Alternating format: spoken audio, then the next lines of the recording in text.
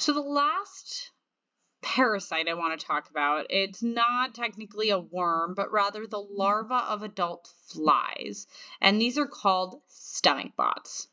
And so looking at our stomach bot life cycle, ultimately we have our adult bot flies, and our bot flies lay these yellow eggs on the outside of the horse. And so we'll see them as kind of these elongated yellow eggs that we often see them on the lower legs. We might see them around the face, on the shoulder. I see them a lot on mane hairs. But what happens with these eggs is the horse will often lick themselves, or they're kind of itching themselves, and the warm saliva is going to get on those eggs, causing them to detach and hatch. And at this point, these eggs are often living within the horse's mouth, and they might burrow into the tongue or the gums of the mouth, and they kind of just hang out in the mouth for a couple of weeks.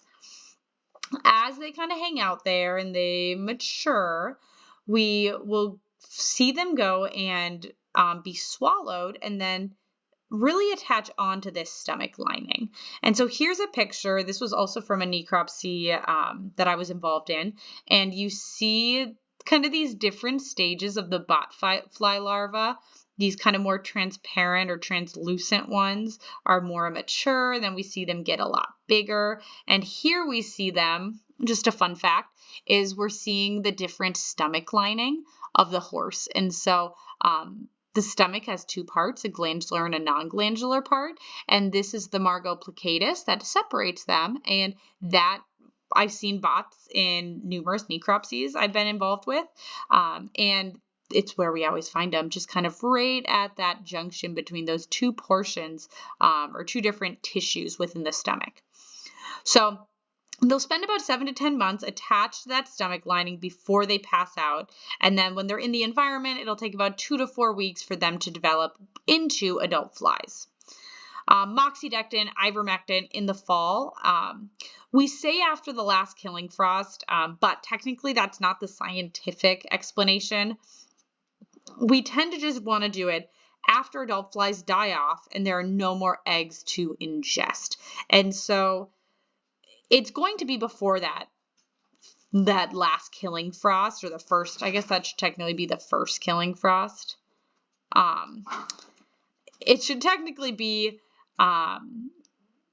they should die, the flies should die before that. However, I also try to time this with my tapeworm deworming and my strongyl deworming, and normally I time that to when my horses are no longer out on pasture.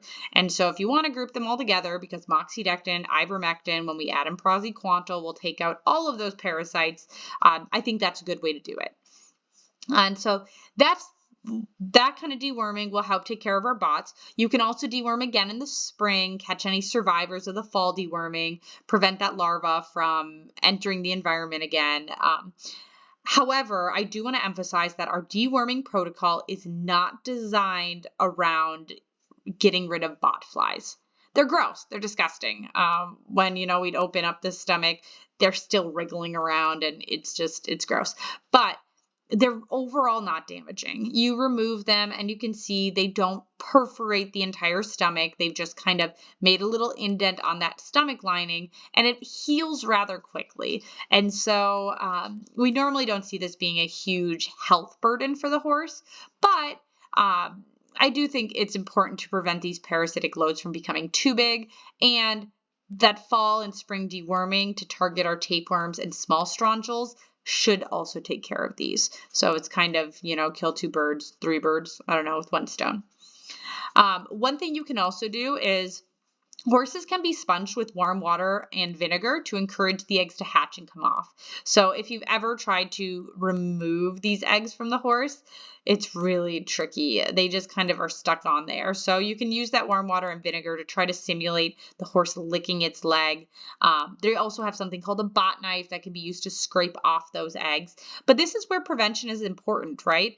If we don't need to rely on deworming, if we're trying to find ways to reduce those eggs from reaching the horse's mouth in the first place.